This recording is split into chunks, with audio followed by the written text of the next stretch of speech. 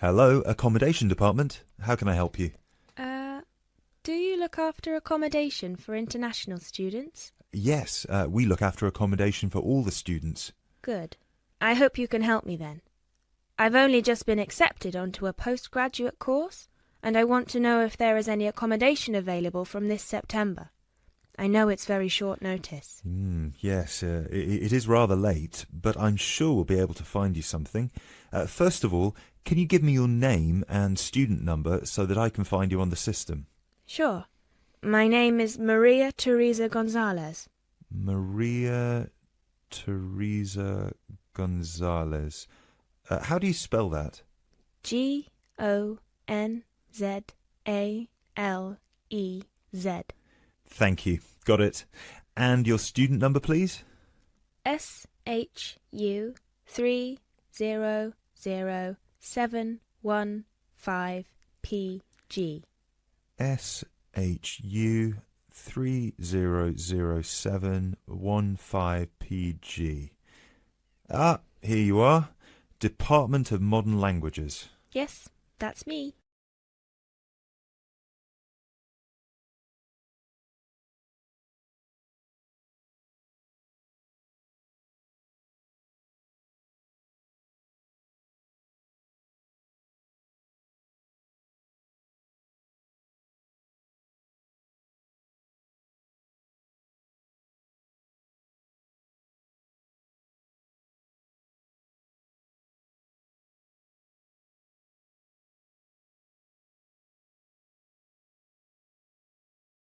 Okay, now there are several options for postgraduate students.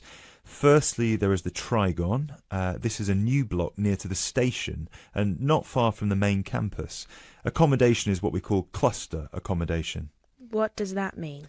There's a small group of rooms, usually 6, each with its own bathroom clustered around a lounge kitchen area which is shared. Oh, I see.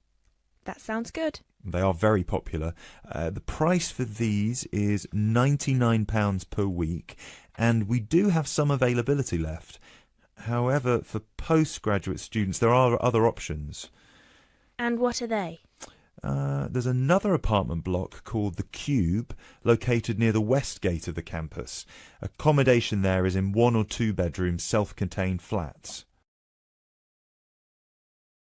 So, the cube is self-contained? How does that work? Well, basically, they're just like ordinary apartments.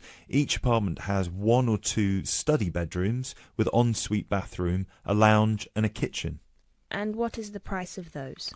For the 1 bedroom, it is £180 per week, and for the 2 bedroom, it is £110 per week for each person. And can I choose who I share with? If you have a friend and you would like to share with them, of course, we can reserve a 2-bedroom apartment for you both. Otherwise, you just have to share with whoever else is there. Obviously, it will be another woman. I will have to think about this. Do I have to make a decision now? No, but we don't have much accommodation left, so I can't guarantee that there will still be availability if you leave it too long. Yes, that's fair. I have a friend in the management department who might like to share. I will speak with her and get back to you this afternoon. Okay, fine. Do let us know as soon as you can. I will do.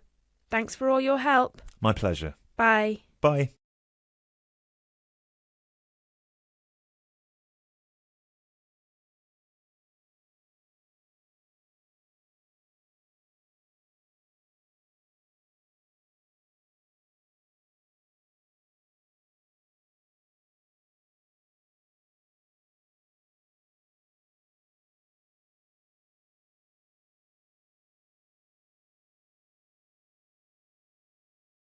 You will hear a student housing officer giving a talk to a group of university students concerning dormitory renovations. First, you have some time to look at questions 11 to 15.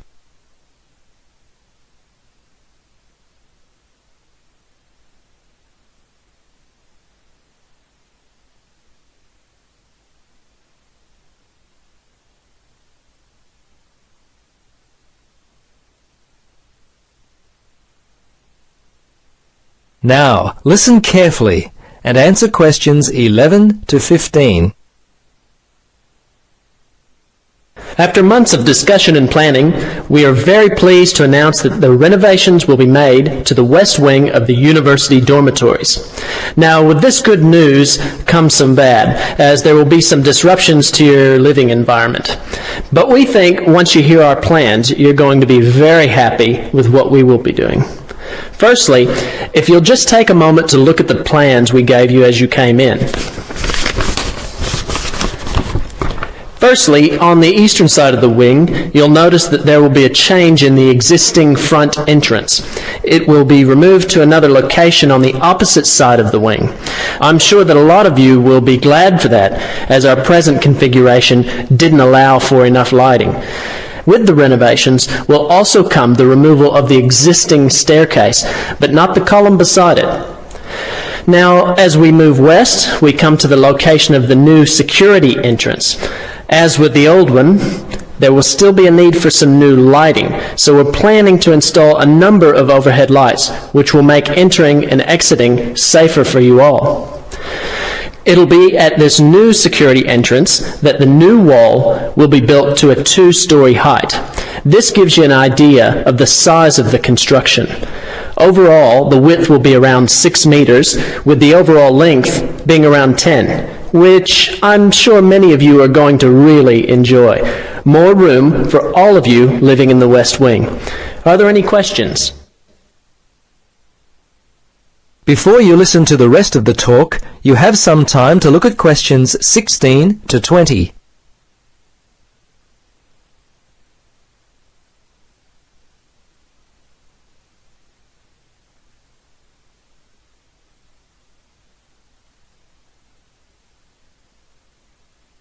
Now listen carefully and answer questions 16 to 20.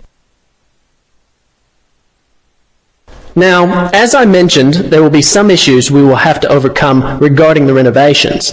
The first will be relocating some of you to new dormitories.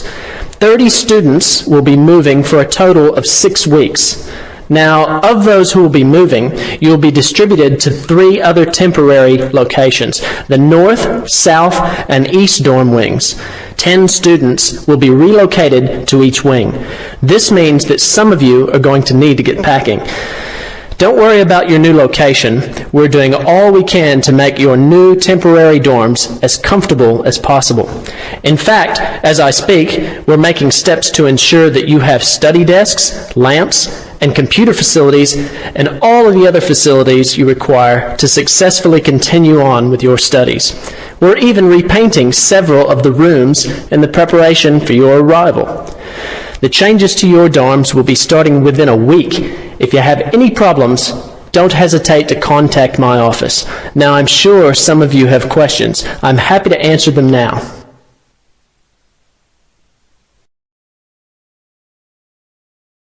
You now have 30 seconds to check your answers.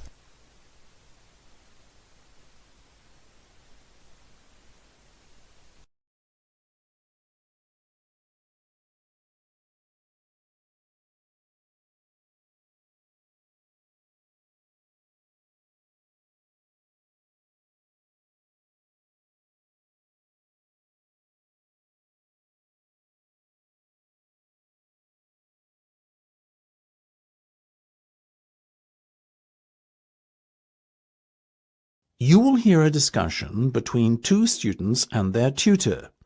First, you have some time to look at questions 21 to 25.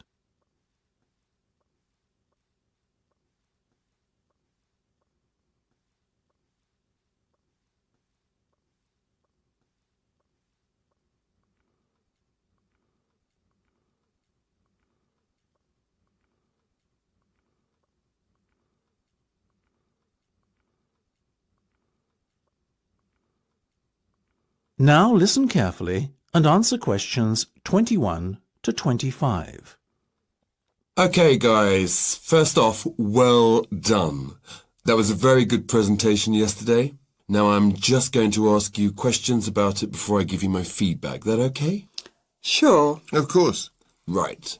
Well, in that case, tell me, Niall, why did you choose to talk about Rafael Nadal? To tell you the truth, I didn't. I think I'd better let Sheena handle this one. Sheena? Yes, it was my decision to pick Nadal. Now, that might be a strange choice for a presentation entitled Someone Who Inspired Me to Study Psychology, but... Yes, but I was going to say, it does seem rather an odd choice. Was it simply down to the fact that he's a sporting hero of yours and so a role model? You talk about him a lot, Sheena, so this much is clear. It's true.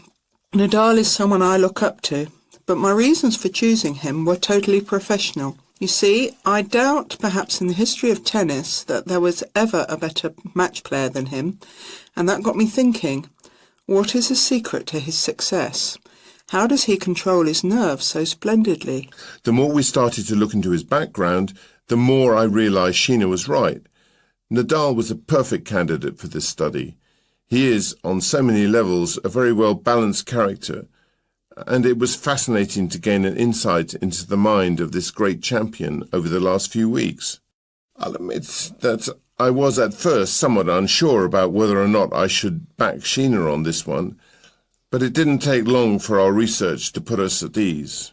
So, while most of the students were researching Freud and other visionaries in the field of psychology and psychoanalysis, you were looking into a present-day sports star? Does that not strike you as a little odd? Of course, we knew it was a risk. After all, there was a danger that no one, least of all you, would take us seriously when we stood up on stage and started our presentation. That said, I think it is in the spirit of psychology to be inquisitive and adventurous and not just stick to the conventional. Otherwise, how would the field have come so far, as it has done already? Well, I must say, your risk certainly paid off. Yours was, without a shadow of a doubt, the most interesting and original presentation I saw. And judging by the reactions of the other students, I would have to say that everyone else was equally impressed. Thank you. I'm so glad you think so. Yes, but notwithstanding your excellent presentation content, we must remember that the marks for this project are awarded based on a number of criteria, and we'll examine those in a few minutes. But first, another question. Where did you find your sources? Well, and I don't quite know how we managed it, but we were able to secure a face-to-face interview with Nadal while he was over here for the Wimbledon Tennis Championship, so we weren't reliant on newspaper articles and interviews or any other forms of secondary sources. We did, however, find the library's sports archive, an invaluable backup aid to help us fill in the gaps and piece together our interpretation of what makes Nadal such a mentally strong champion. Before you hear the rest of the discussion, you have some time to look at questions 26 to 30.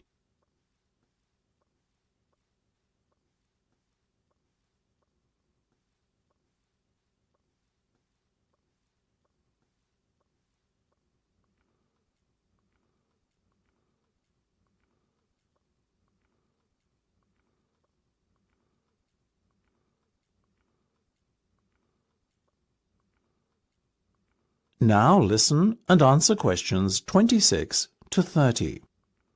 Okay, well, as I said, congratulations again for your excellent work. Now it's time for my feedback. The first area where marks were awarded is in your use of equipment. I felt that had you not been a little too reliant on the overhead projector, and had you, for example, used the interactive whiteboard and audio equipment a little more effectively, you would have received top marks in this section. As things stand, though, your use of equipment was still very satisfactory. It's just a shame as it was an opportunity missed to score full points. The next area I was asked to assess is content. As you might have guessed, I simply can't fault you on that. Highly original work, so well done. As for your timing, I felt that the two of you were a little too over-rehearsed, so the presentation felt, at times, a little robotic. That said, again, it was very satisfactory, and you would get full points for effort. Sadly, though, there is such a thing as trying too hard, and that cost you top marks here, I'm afraid. Oh, I see. Right. What was particularly impressive, though, was the thick handout you'd prepared for everyone. I took it home to read through it afterwards, and it was very well written. But not alone that, it also enhanced my experience of the presentation itself on the day, as I was able to refer to the handout for further information on what was being discussed and to answer any questions I had. Very nice. As for your level of interaction, well, you had so much that you were intent on packing into your 20-minute time slot that sadly you run out of time at the end, which left no room whatsoever for interaction, and no one had the chance to ask you any questions. You've probably guessed, therefore, that you did worse than average in this department, and unfortunately, your score will have to reflect this. Oh my goodness, everything sounded so positive at the start. That is a big disappointment. We worked so hard. Now, don't be so quick to get deflated. Remember, your presentation skills only count for 15% of the project grade. Your score in this assessment, even if it were terrible, would still not be enough to prevent you from getting top marks overall. It's very hard to score well in the presentation assessment anyway, so believe me, you both did reasonably well. Thank you. I wish I felt like that. Yes, your feedback was very constructive. We're just a little disappointed with ourselves. Why? You have half a minute to check your answers.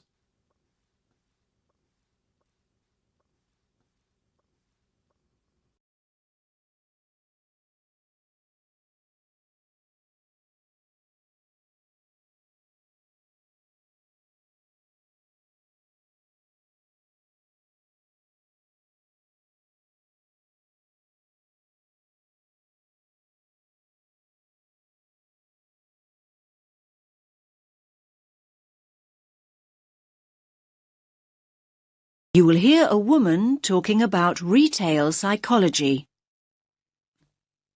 First, you have some time to look at questions 31 to 40.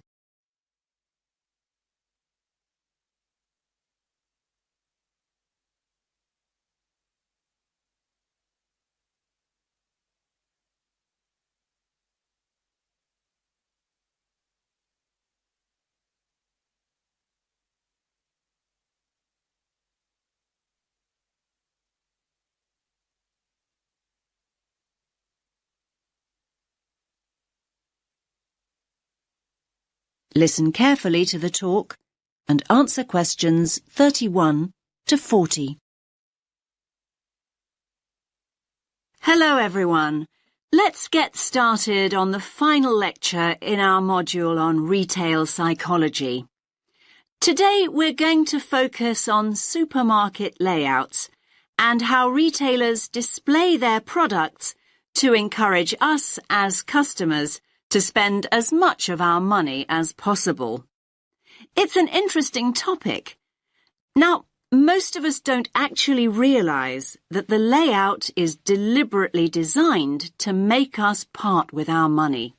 But in fact, millions of pounds are spent on research into the psychology of shoppers and what motivates us to buy. So, let's have a look at an actual supermarket layout. Now, here's the entrance to the store, just here.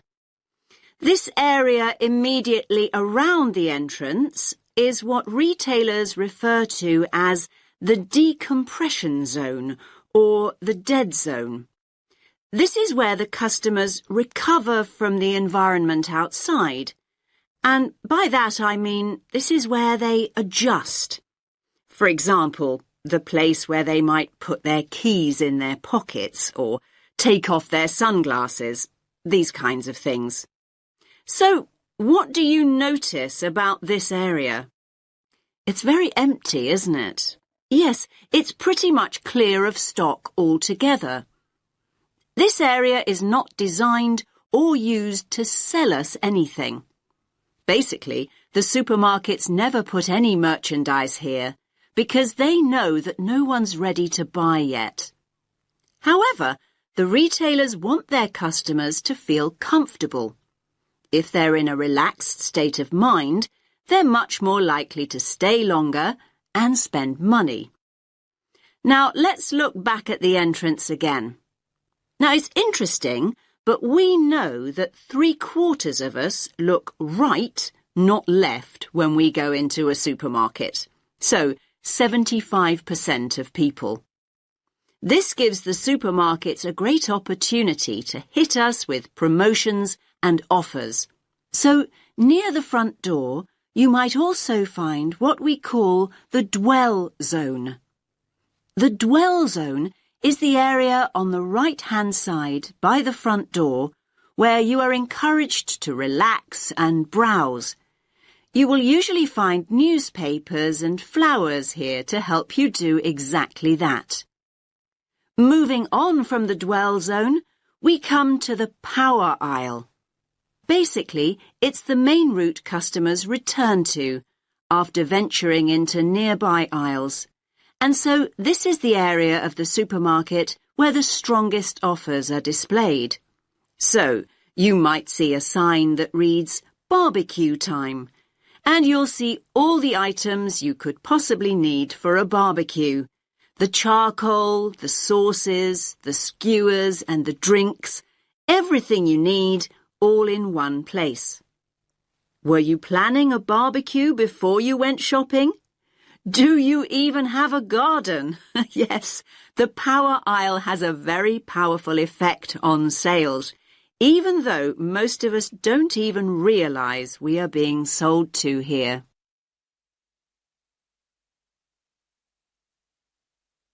Now, let's think about fruit and vegetables for a moment. They're always located towards the front. Now, why do you think this is? Yes, fruit and vegetables are always at the front because it gives the supermarket a healthy image. And let's think back to flowers and newspapers. We talked about both these items earlier. And yes, they're displayed near the front on the right. Now, they're known as distress goods. Why's that? Well, these are the goods that we often buy in a hurry or on impulse. In other words, these are the items we didn't actually intend to buy at all. But the supermarkets want us to put them in our trolleys even before we start our proper shopping. Now, what about everyday items like bread or milk or cereals? They're always placed right at the back of the supermarket. Yes, in this area here. Again, this is a deliberate strategy by the supermarkets. Basically, they want us to walk through the whole store to get them, in the hope we will buy other things on the way. That's why items like these are often called destination goods. Now, where products are placed on the shelves makes a real difference. We read shelves a bit like we read a book. Our eyes go from left to right. And they want you to focus on the more expensive items, so they place them at eye level. It's often quite hard to spot items like cheap tinned food. Why is that? Well, they're normally placed very low on the shelves. Basically, the supermarkets don't want the cheapest products to be the ones you see first. Finally, let's have a look at the checkout area here. Now, we all know that sweets are deliberately placed within the reach of children at the checkout. But all kinds of things are displayed at checkouts these days. In fact, supermarkets can change what's on offer almost by the hour. It's a quick and easy way for them to rotate their stock. So, if the sun comes out, the checkout is an ideal place to display sunglasses. And if it rains, umbrellas can be placed there instead. Now, does anyone have any questions?